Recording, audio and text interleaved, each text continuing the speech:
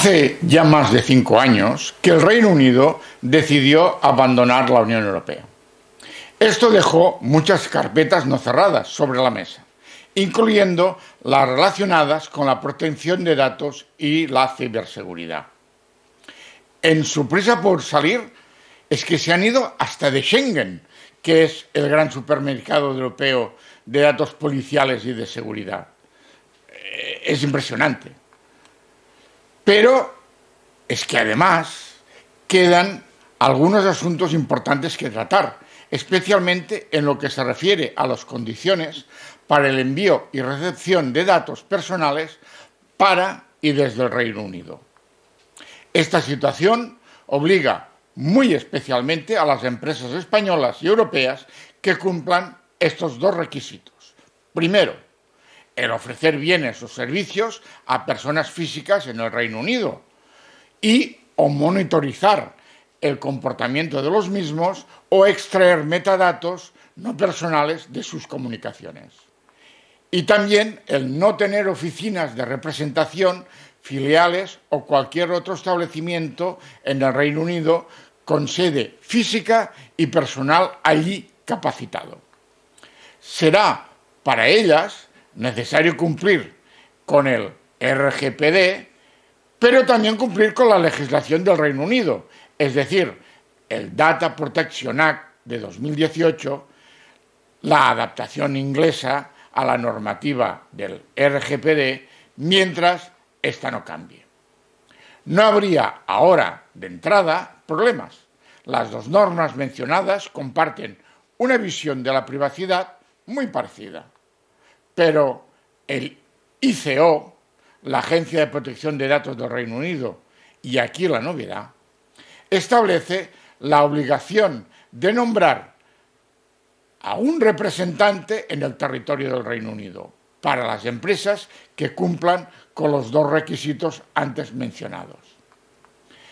Esta representación deberá, además, cumplir con una serie de requisitos, como son ser establecido por un contrato por escrito, que se indique que el representante actúa como mandatario de la empresa extranjera en todo lo concerniente a la protección de datos, que se asegure que el representante, sea persona física o jurídica, tenga las capacidades legales, técnicas y administrativas para llevar a cabo las tareas encargadas.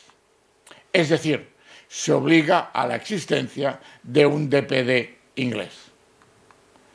Y todo esto ha de quedar reseñado en las políticas de privacidad donde se tengan que publicar.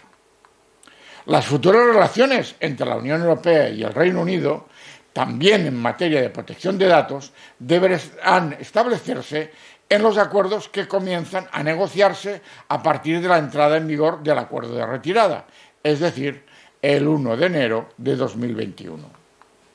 En el ámbito de la protección de datos, la opción de que en principio resultaría más previsible es que la Comisión Europea pudiera adoptar una decisión de adecuación, en la que el Reino Unido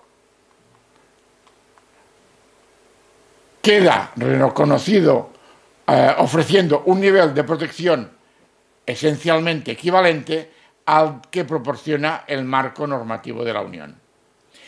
Eso sí, siempre y cuando ello no sea un subterfugio para que los datos personales lleguen a Estados Unidos, vulnerando la sentencia del Tribunal de Justicia del 16 de julio de 2020. En el caso en que finalmente se produzca la declaración de adecuación mediante una decisión de la Comisión, el envío de datos al Reino Unido podría realizarse sin ningún tipo de requisito formal, de un modo similar en la práctica como se haría con las comunicaciones de datos entre los Estados miembros.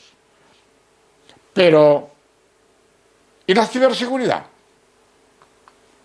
En 2008, el Reino Unido hizo pública una propuesta dirigida a aquellos proveedores de servicios digitales, PSD, que fueran no británicos, al objeto de que tales entidades establecidas dentro y fuera del Reino Unido, una vez consumada la salida de la Unión Europea, conocieran las implicaciones de tal salida en materia de ciberseguridad.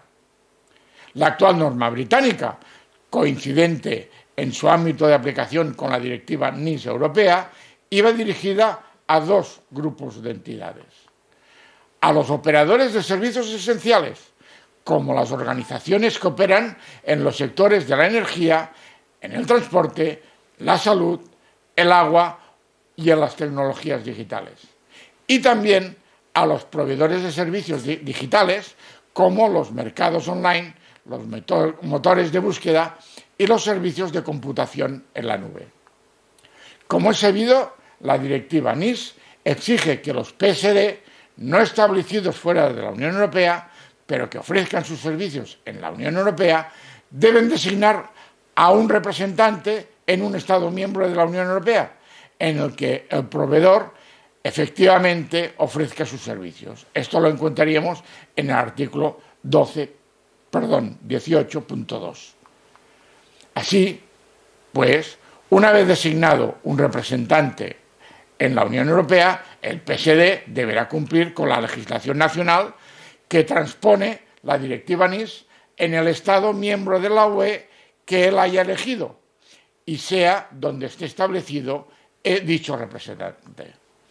El representante, deberá actuar en nombre del PSD y ser el punto de contacto con las autoridades pertinentes en el país donde ofrezca sus servicios.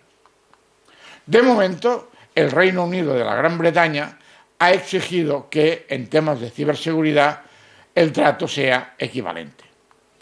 Es decir, ha manifestado su intención de exigir que los proveedores, cuando ofrezcan servicios en el Reino Unido, designen a un representante allí.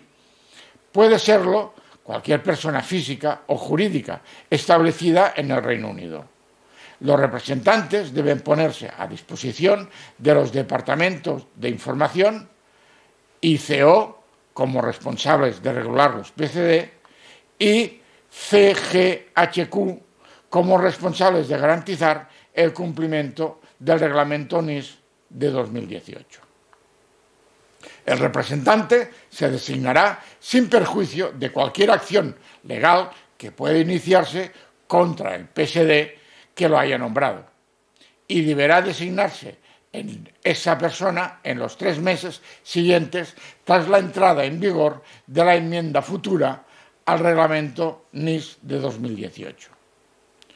O si no, dentro de los 3 primeros meses en que la organización de la que se trate se convierta en un PSE con ámbito de aplicación en el Reino Unido.